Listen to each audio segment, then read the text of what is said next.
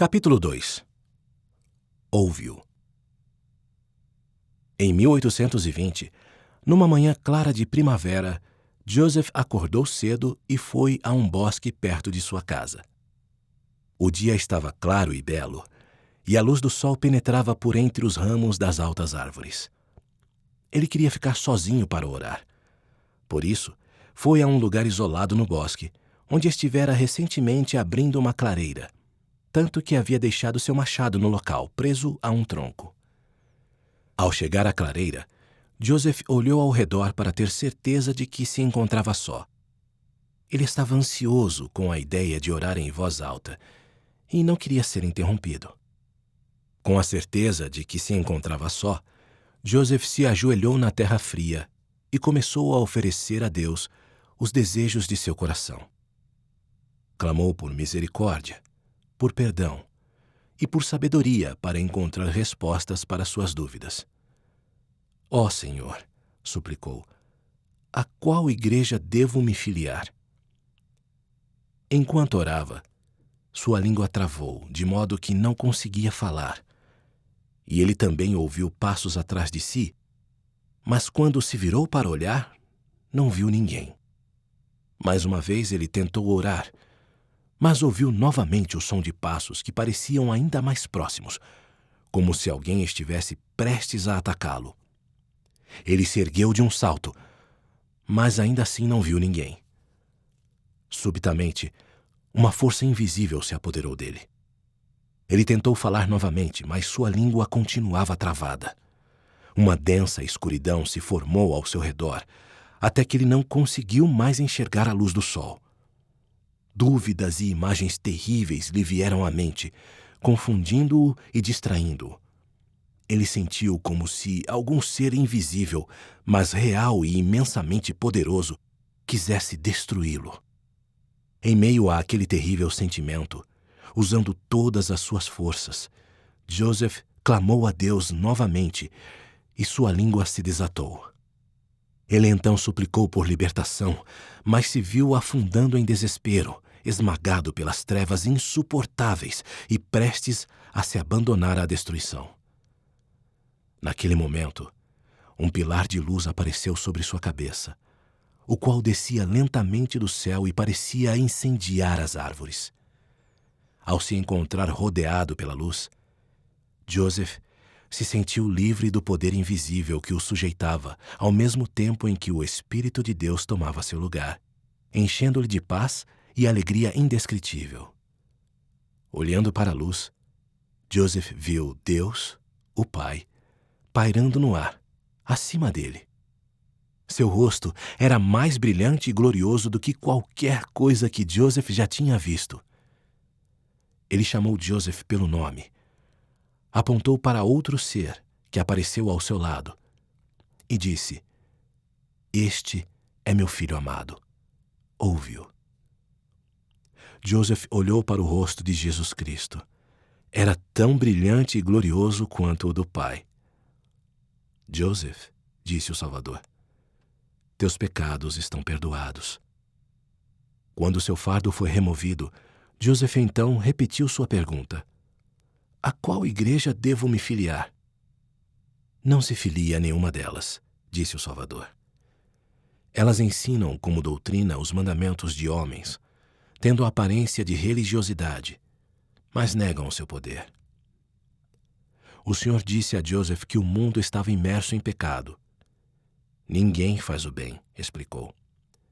Desviaram-se todos do Evangelho e não guardam os meus mandamentos. Disse que as verdades sagradas haviam sido perdidas ou corrompidas, mas prometeu revelar a plenitude de seu Evangelho a Joseph no futuro. Enquanto o Salvador falava, Joseph também viu hostes de anjos, e a luz ao redor deles brilhava mais intensamente do que o sol do meio-dia. Eis que depressa venho, disse o Senhor, revestido da glória de meu Pai. Joseph tinha a impressão de que as árvores seriam completamente queimadas pelas chamas, mas elas ardiam como a sarça vista por Moisés, e não eram consumidas. Quando a luz se dissipou, Joseph se viu deitado de costas, olhando para o céu. O pilar de luz havia se retirado, e sua culpa e confusão se dissiparam. Sentiu o coração cheio de amor divino. Deus, o Pai e Jesus Cristo tinham-lhe falado, e ele havia descoberto por si mesmo como encontrar a verdade e o perdão. Muito fraco para se mover por causa da visão, Joseph ficou deitado no bosque até recuperar parte de suas forças. Com dificuldade, voltou para casa e se apoiou na lareira para se manter de pé. Sua mãe o viu e perguntou o que havia de errado com ele. "Tudo está bem", garantiu a ela. "Eu estou bem." Alguns dias depois, ao conversar com um pastor que participara ativamente das recentes reuniões de reavivamento religioso, Joseph lhe contou o que havia visto no bosque, pois esperava que ele levasse sua visão a sério. A princípio, aquele pastor não deu muita importância para suas palavras, pois era comum que as pessoas dissessem ter visões do céu. Mas então ele ficou zangado e se pôs na defensiva, dizendo a Joseph que a história dele era do diabo. Os dias de visões e revelações haviam cessado há muito tempo, disse ele, e nunca mais voltariam. Joseph ficou surpreso e logo descobriu que ninguém acreditava em sua visão. Que motivos teriam para acreditar? Ele tinha apenas 14 anos de idade e não tinha praticamente nenhuma instrução. Era de uma família pobre e provavelmente passaria o resto da vida trabalhando na terra e fazendo alguns serviços temporários para ganhar a vida. No entanto, sua história irritou tanto algumas pessoas que elas começaram a ridicularizá-lo. Como era estranho, pensou ele, que um simples menino sem importância no mundo pudesse atrair tanta amargura e desprezo. "Por que perseguir-me por contar a verdade?" quis perguntar. "Por que pensa o mundo fazer-me negar o que realmente vi?" Essas perguntas deixaram Joseph perplexo por todo o restante de sua vida. Tinha realmente visto uma luz. E no meio dessa luz, 2 personagens. E eles realmente falaram comigo, relatou ele mais tarde. E embora eu fosse odiado e perseguido por dizer que tivera uma visão, isso era verdade. Eu sabia-o, e sabia que Deus o sabia, testificou ele. E não podia negá-la. Quando Joseph descobriu que o fato de compartilhar sua visão somente fazia com que seus vizinhos se voltassem contra ele, passou na maior parte das vezes a guardar essas coisas para si mesmo, contentando-se com o conhecimento que Deus lhe dera. Mais tarde, depois de se mudar de Nova York, procurou registrar sua sagrada experiência no bosque. Descreveu sua ânsia por perdão e a advertência do Salvador a um mundo carente de arrependimento. Ele próprio redigiu o relato de sua experiência, tentando arduamente capturar a majestade do momento, sem grande habilidade. Nos anos que se seguiram, voltou a contar a visão publicamente, recorrendo a escreventes que o ajudaram a expressar melhor algo que desafiava qualquer descrição. Falou sobre o desejo que tinha de encontrar a verdadeira igreja e descreveu como Deus, o Pai, apareceu primeiro para apresentar o Filho.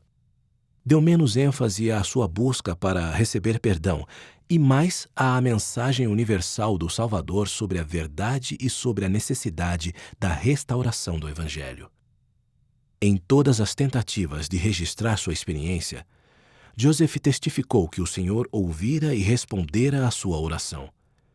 Quando jovem, ele ficou sabendo que a Igreja do Salvador já não estava mais na terra. Mas o Senhor lhe prometera revelar mais sobre seu evangelho no devido tempo.